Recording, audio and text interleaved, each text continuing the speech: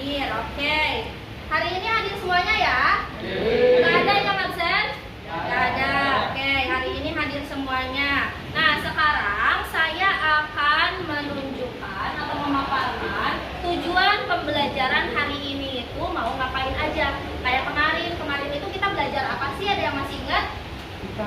Kemarin kita belajar apa? Ada yang masih ingat? Dampak globalisasi. Kemarin kan kerja kelompok, sekarang juga masih sama kerja kelompok seperti itu. Diperhatikan ke depan, di sini tujuan pembelajarannya yaitu adalah peserta didik harus mampu memberi argumentasi dan merumuskan hasilnya tentang permasalahan sosial di tingkat lokal atau komunitas yang disebabkan oleh perubahan sosial di tengah pengaruh globalisasi. Nah, jadi nanti tugas kita hari ini adalah pembelajarannya yaitu debat pro dan kontra. Ya, debat pro dan kontra. Seperti yang sudah saya sampaikan sebelumnya bahwa nanti tim pro maupun tim kontra menyampaikan terlebih dahulu argumen pembuka. Nah, untuk selanjutnya yaitu adalah kita nonton dulu ya. Kita akan menonton video. Nanti kalian perhatikan videonya tuh ngapain ya.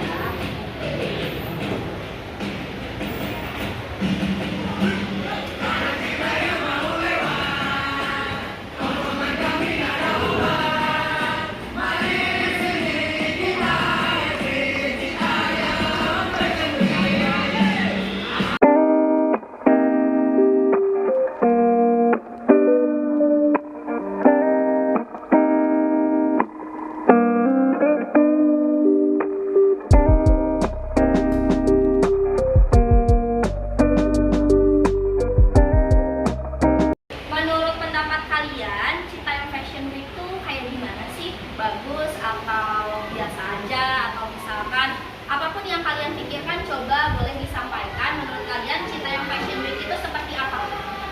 Saya itu adalah salah satu wadah anak muda untuk berkreasi dan yang menjadi model. Oke, ada yang mau berpendapat lain? Citayam Fashion Week itu seperti apa? Apakah menyebabkan masalah ataupun misalkan Citayam Fashion Week itu ada sisi positifnya? Siapa yang mau menyampaikan? Sebenarnya maraknya tren Citayam Fashion Week ini bisa dapat menimbulkan hal-hal negatif dan juga berdampak pada remaja-remaja yang di zaman ini itu sering mengikuti tren tanpa melihat sisi positifnya atau sisi negatifnya.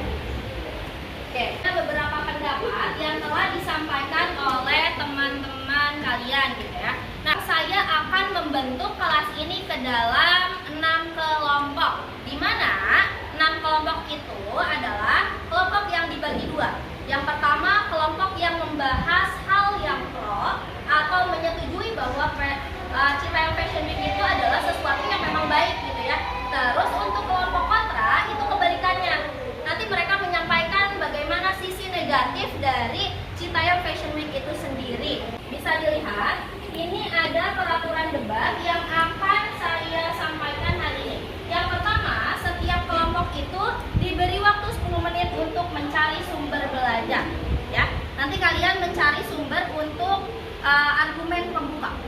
Untuk peraturan kedua, argumen pembuka itu cukup disampaikan hanya 2 menit saja. Ya, jangan lama-lama, singkat, padat, dan jelas.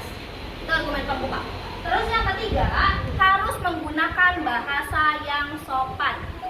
Setiap kelompok diperkenankan untuk menyanggah. Nanti ada waktunya untuk menyanggah ya. Setelah menyampaikan argumen pembuka, nanti ada sambahan. Yang kelima, kalian harus berteman baik lagi setelah debat. Jangan sampai keluar dari kelas ini langsung musuhan gara-gara beda pandangan debat. Untuk selanjutnya, silakan kalian mencari bahan untuk argumen pembuka. Boleh menggunakan handphone, internet, ataupun buku. Silakan kalian mencari bahan untuk membuat argumen pembuka. Saya kasih waktu 10 menit untuk mencari.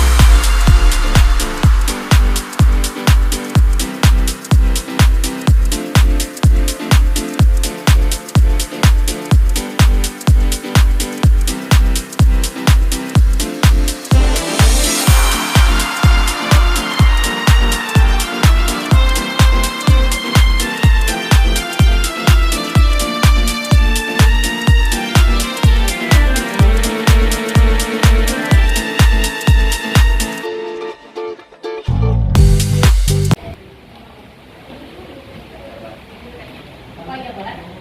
Kan nanti ada tugas dari Pro menyampaikan argumen kita. Terus nanti kalau misalnya ada tim kontra yang menyanggah, apakah kita boleh menyanggah kembali?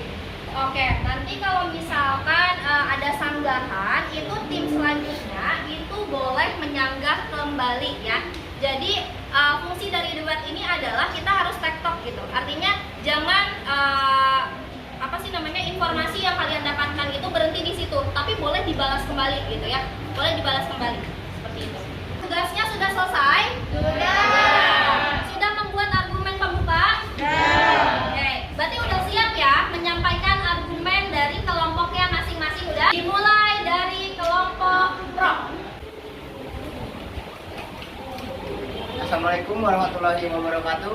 Waalaikumsalam warahmatullahi wabarakatuh. Saya juru bicara dari tim Pro 2 ingin memaparkan argumentasi pembuka dari mengenai Citayam Fashion Week.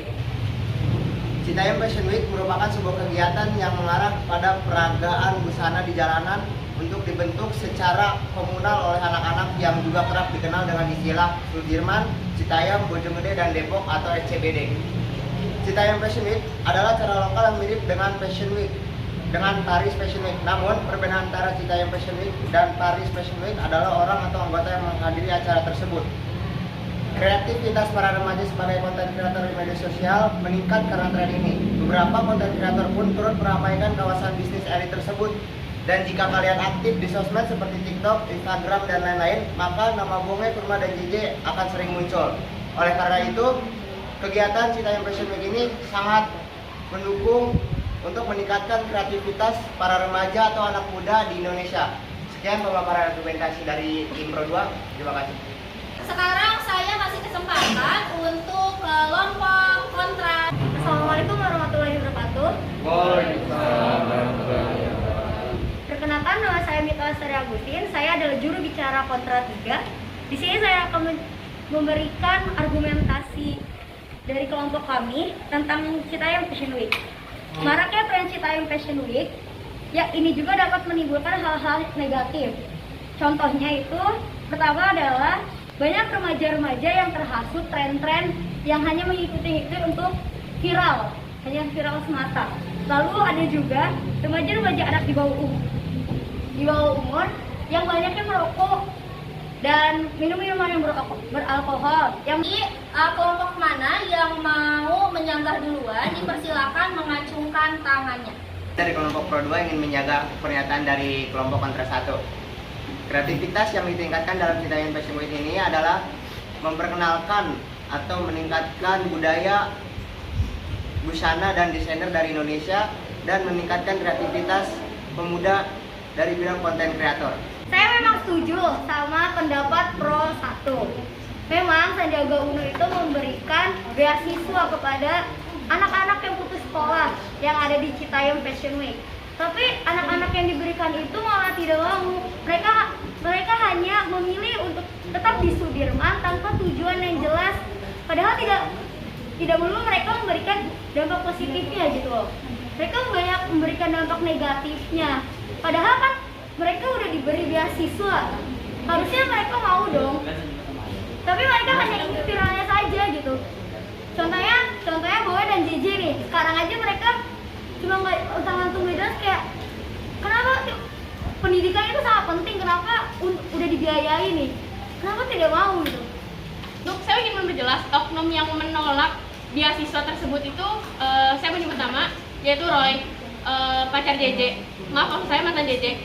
Yang dia tuh menolak beasiswa tersebut karena dia lebih ingin berkreasi di jalan. Berkreativitasnya di situ. Bukan dia menolak, tapi dia memiliki kreativitas di dalam bidang tersebut. Mungkin sekarang mereka sukses, tapi tidak selamanya. Di media sosial itu artis-artis ataupun selebgram itu akan terkenal selamanya.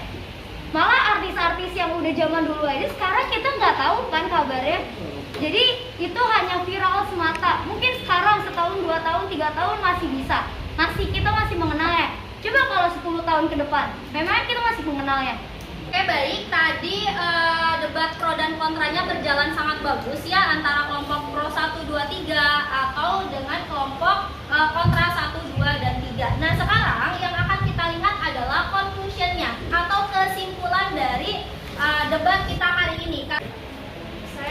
Farida dari kelompok kontra 1. Yang bisa disimpulkan dari Citayam Fashion Week ini bukan hanya pro dan kontra saja, tapi ada beberapa aspek yang bisa disimpulkan, yaitu 1. Citayam Fashion Week bagus untuk kreativitas remaja. 2. Mengembangkan potensi remaja. 3. Ruang publik terpakai dengan baik. 4. Indonesia jadi terkenal. 5. Kawasan SCBD menjadi kumuh. 6. Tempat penyebaran LGBT. 7.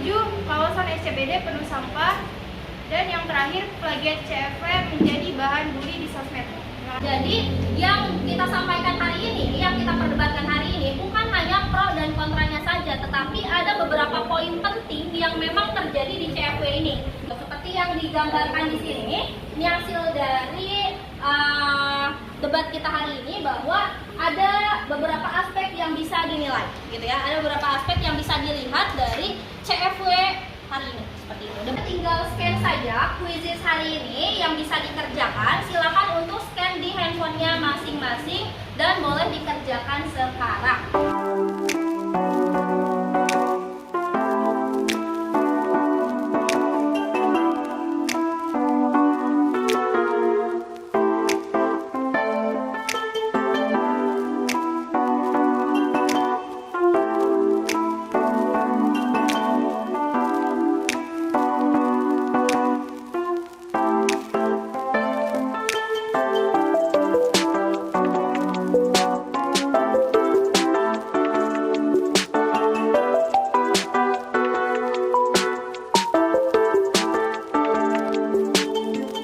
Oke, baik, pembelajaran hari ini dicukupkan sekian. Nanti untuk pembelajaran berikutnya kita akan membahas mengenai ketimpangan sosial, ya, ketimpangan sosial. Nanti metodenya kita akan dibagi ke dalam 2 kelompok besar, kelompok ahli dan kelompok inti. Oke, kelompok ahli dan kelompok inti mengenai ketimpangan sosial. Baik, cukup sekian pembelajaran hari ini. Kurang lebihnya mohon maaf. Wassalamualaikum warahmatullahi wabarakatuh.